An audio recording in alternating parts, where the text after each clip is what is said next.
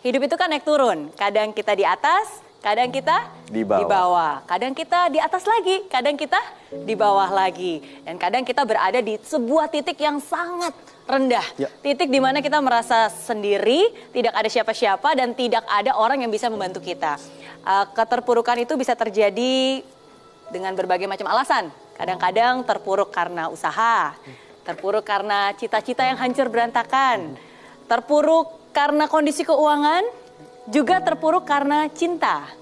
Bisa jadi, ya. Tapi itu semua bukan alasan untuk kita menyerah begitu saja. Ada banyak cara atau banyak hal yang dilakukan ketika orang itu berada di titik terendah. Nah, ada 5 hal yang biasanya mereka lakukan. Yang pertama itu namanya hibernasi. Nah, biasa kalau orang sedang sedih, merasa terpuruk, rasanya pengen tidur. Rasanya pengen tidur aja deh. Pengen tidur selama-lamanya, berharap begitu bangun masalahnya juga hilang. Sekarang pertanyaannya, begitu bangun masalahnya hilang nggak? Enggak, yang ada lapar ya, karena nggak makan-makan. Oke? Nah, boleh-boleh aja sebenarnya hibernasi, boleh-boleh aja tidur, karena dengan itu kita bisa lebih menenangkan hati dan pikiran kita.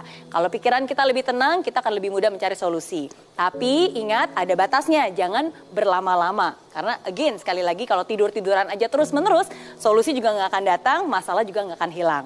Nah, itu yang pertama, hibernasi. Yang kedua, biasanya menyendiri. Nah, sekarang pertanyaannya, boleh nggak menyendiri ketika kita lagi sedih, ketika kita berada di dalam titik terendah? Boleh, tentu saja boleh. Oke, karena kadang kita juga butuh waktu untuk sendiri memutar kepala, ya, memutar otak untuk mencoba mencari solusi. Ya, boleh-boleh aja.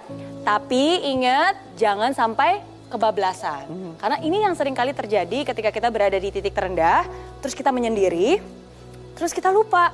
Akhirnya kita terlena dalam kesendirian kita, merasa nggak punya siapa-siapa, menyalahkan diri sendiri, merasa diri tidak berguna, dan ingin mengakhiri segalanya.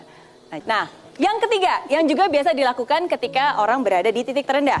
Jadi kalau dia nggak hibernasi, dia nggak menyendiri, yang ketiga itu biasanya dia mencari distraksi. Mencoba mengalihkan perhatiannya kepada hal-hal yang lain. Kayak aduh pusing nih mikirin hal ini, udah coba deh saya cari distraksi. Oke, mungkin saya coba lari untuk mengeluarkan tenaga, oke, mencoba berenang, mencoba olahraga, mencoba makan mungkin, pelarian, shopping, dan seterusnya. Itu yang ketiga. Yang keempat, curhat, cari teman untuk cerita. Cari teman untuk mengeluarkan unek-unek. Oke, dan yang kelima, nah yang kelima ini rada negatif ya, karena seringkali ketika kita berada di titik terendah, salah satu hal yang mungkin bisa dilakukan oleh orang lain adalah biasanya mereka jadi berontak. Mereka jadi berontak. Mereka berpikir, ya udah hidup saya udah hancur, sekalian aja hancur. Sekalian aja saya melakukan hal-hal yang pokoknya aneh-aneh deh. Ya, dan justru malah hancur berantakan. Jadi ada pelarian, rasa berontak, rasa rebel. Oke, nah ini biasanya 5 hal yang bisa dilakukan. Oke, kita lihat quotes berikut. Titik terendah bukanlah tempat untuk kamu menyerah, tapi titik terendah adalah tempat untukmu berpijak, membangun fondasi kokoh nan megah.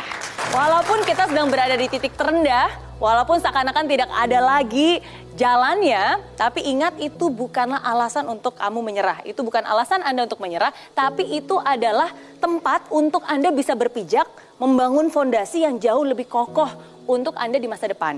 Setiap orang pasti pernah mengalami titik terendah, termasuk juga saya.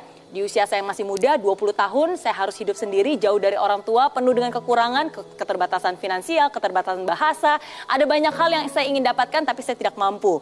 Ketika saya berada di titik terendah, saya jadikan titik terendah itu sebagai fondasi untuk saya membangun mimpi-mimpi saya.